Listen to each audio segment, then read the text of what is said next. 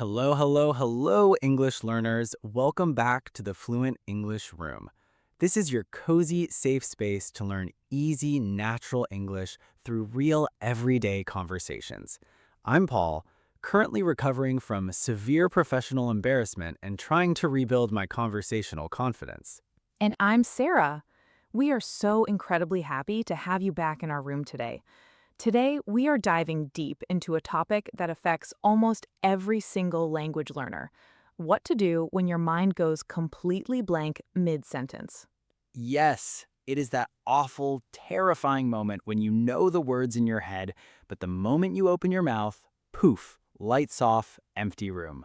Exactly.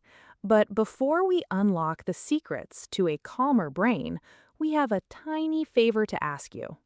Just a very small action for your finger, which means the world to our channel. If you enjoy practicing and learning English with us in this relaxed, friendly way, please hit the like button, subscribe to the channel, and share this video with a friend who is also trying to build their speaking confidence. Yes, especially that friend who understands every single podcast they hear, but freezes the moment they have to speak in a meeting or join a group conversation. We are all in this room together, and your support helps us keep making these episodes. Now, small talk finished, let's get into our topic. Actually, Paul, speaking of the topic, you look a little tired today. Or should I say, suspiciously quiet. What's going on in that head of yours? Sara, I have to start today by asking you a deeply uncomfortable question. Is there an actual psychological term for when you are speaking to someone very important at a professional meetup and your brain suddenly decides to turn off, pack its bags, and leave the building? Ah, yes, the complete system shutdown. In daily conversation, we usually call that your mind going blank. But tell me, what actually happened? I can hear the panic in your voice. Okay, so 2 nights ago, I was at this high profile marketing networking event. I was feeling incredibly confident before I walked in. My English has been feeling quite smooth lately. I had this perfect, beautiful business concept ready to share. I was practically rehearsing both sides of the conversation in my head. Rehearsing both sides. Oh, Paul, you were running a small international call center in your head again, weren't you? I absolutely was. I had my opening sentence approved and certified by my internal grammar police. So I walked up to this potential partner, we exchanged hellos, and then he looked at me and asked a completely normal, simple question. So, what kind of marketing projects are you focusing on lately? A standard question. Very friendly. Exactly. But instead of just giving a simple, honest answer, my brain decided it was time to build a linguistic masterpiece. I wanted to use a passive voice structure, some advanced adjectives, and maybe a phrasal verb. I stood there, looking at him.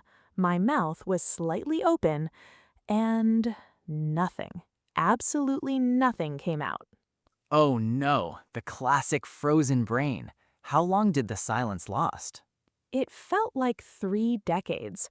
In reality, it was probably about 5 seconds, but the pressure was immense. I could feel my face getting warm, my hands getting sweaty. I lost my composure entirely, and instead of describing my marketing project, I looked him dead in the eye and blurted out, "I like computers." I like computers. Paul, you are a grown marketing professional. You sounded like a 5-year-old pointing at a screen. I know, it was tragic. He just nodded very slowly, took a step back, and said, "That's nice."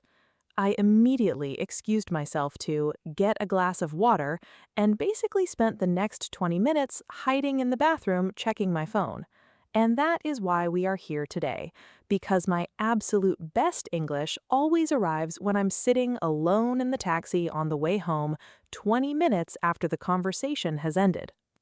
That is so painfully relatable, Paul. And I want to tell you and everyone listening right now that you are not alone. That exact moment is where so many intermediate learners get stuck and feel defeated. Exactly. Why does my brain freeze like a frozen computer screen when someone asks me a simple question? Well, Paul, most learners use the phrase, my mind went blank, but I want to suggest a completely different way of looking at it. Your mind didn't actually go blank.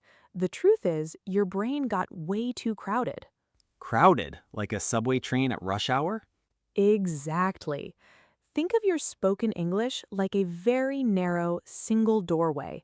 To say one simple sentence, several different departments in your brain have to work together and pass through that door at the exact same time. Okay, so it's like this.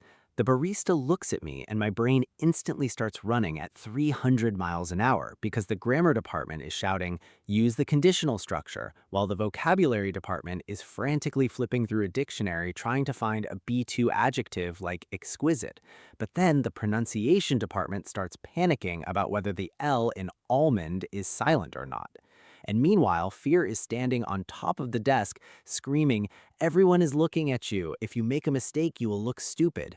So I try to combine three different sentences into one perfect masterpiece, but instead my vocal cords freeze, my tongue turns into a piece of dry cardboard, and my mouth just decides to shut down for safety. Paul, take a breath, please. Just one deep, calm breath. I think I actually heard your brain cells rubbing together and screaming for mercy.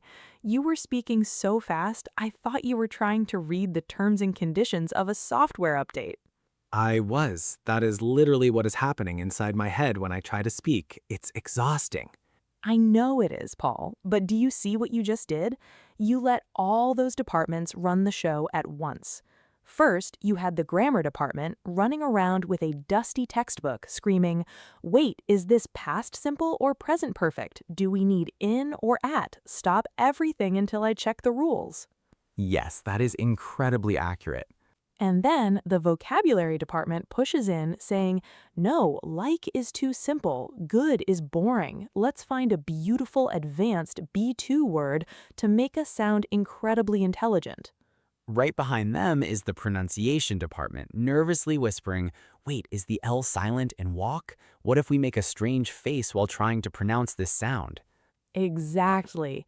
And let's not forget the loudest department of all, fear. Fear has been standing in the corner of your brain since breakfast, drinking a cold cup of coffee, and suddenly it yells, everyone is looking at us. If we make a mistake, we will look stupid. So they all try to squeeze through one tiny door at the exact millisecond. They get completely stuck. That's the traffic jam. It's cognitive overload. The first step to opening up that door is to stop second guessing yourself. When you try to make your sentence 100% perfect in your head before you speak, you're inviting the grammar department to block the door. Meaning first, perfect grammar later. I love that. But it's incredibly difficult because we get so self-conscious when we speak to native or fluent speakers. But they really aren't. Fluent speakers are just listening to follow your story. They don't notice your minor prepositions or if you missed a phrasal verb. Messy, active English that actually gets out of your mouth is infinitely better than perfect English that stays locked in your head forever.